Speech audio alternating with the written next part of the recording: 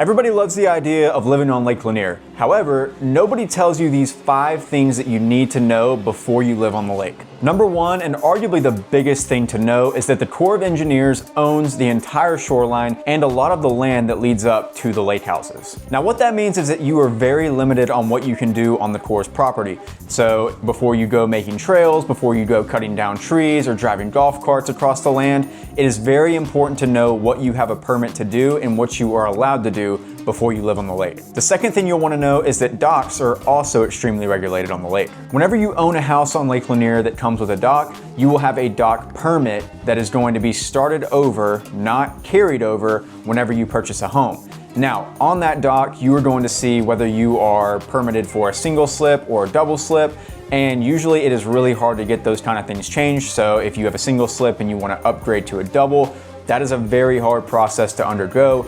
And if you get a house that doesn't have a dock permit, the odds of you getting a dock are very, very slim. So that is something very important that you'll want to know before you buy a house on the lake. Third thing that you want to be aware of is that short-term rentals are nowhere near a guarantee for a lake house on Lake Lanier. There are some pretty strict STR rules on Lake Lanier, and they also vary from county to county. And there are a lot of different hoops to jump through if you do want to turn a house into an STR. You'll have to look at the property's zoning and land use, you'll have to go through different counties, you'll have to talk with the Corps of Engineers. There are a lot of different things that you have to do if you want a short-term rental on the lake.